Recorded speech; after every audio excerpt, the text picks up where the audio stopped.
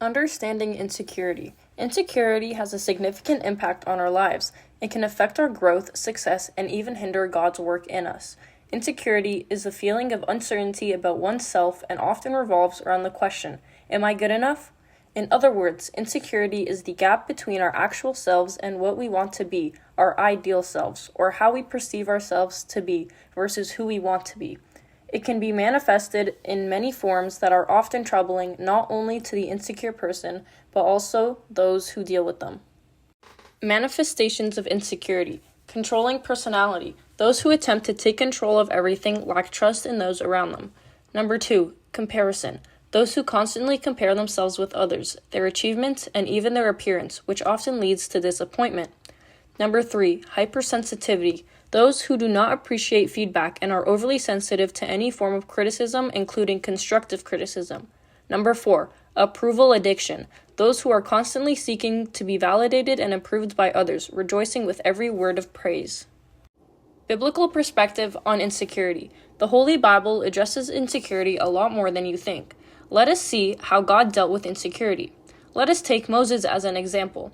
Moses is a great example of spiritual leadership in strength, boldness, and courage. However, he struggled with insecurity, and despite his age and life experience, he had a strong feeling of being inadequate to lead God's people out of Egypt. Moses' encounter with the Lord, Exodus 4, portrays his insecurity. When the Lord called him to lead his people out of Egypt, he doubted his credibility, capability, and feasibility.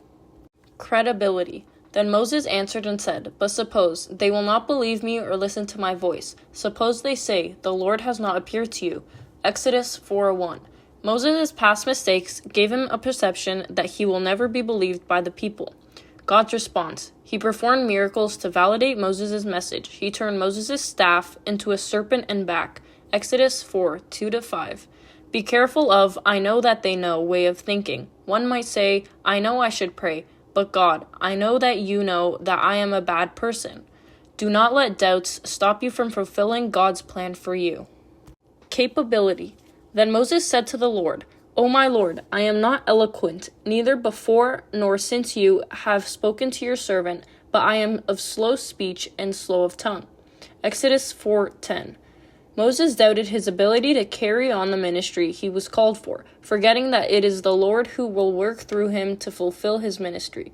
Often insecurity clouds our minds, making us forget God's grace and his work through our weaknesses. God's response. He reminded Moses of his role as the Creator, who has made man's mouth, or who makes the mute, the deaf, the seeing, or the blind. Have I not the Lord? Exodus 4:11. Put effort in what you do, including the natural talents that God has given you. Work hard, strive to always offer your best, and the grace of God will carry you and crown your effort with success. Feasibility. But he said, O my Lord, please send by the hand of whomever else you may send. Exodus 4:13. When the Lord answered Moses regarding his credibility and capability, he finally asked the Lord to choose someone else for the task. God's response. God challenged Moses' reluctance and provides the solution. So the anger of the Lord was kindled against Moses, and he said, Is not Aaron the Levite your brother? I know that he can speak well. And look, he is also coming out to meet you. When he sees you, he will be glad in his heart. Exodus 4:14. Insecurity often leads to stubbornness and insisting on one's position. Discussion point. How do you think God would respond when we present our insecurities as excuses or barriers to his work in our lives? How to address the issue of insecurity. Here are a few principles to help us overcome insecurity. Number 1, God sees you differently. For the Lord does not see as man sees. For man looks at the outward appearance, but the Lord looks at the heart. 1 Samuel chapter 16, verse 17. The Lord often chooses those who seem an unlikely fit for his task. The disciples who had simple jobs later became teachers of the entire world, delivering the good news all over earth. David, who was considered the youngest of his family, was anointed to be king. The Lord also chose Gideon, Rahab, Mary Magdalene, and many others. God does not look at us according to our current state, but rather who we can become by his grace. While we see, can't do, God sees, haven't done yet.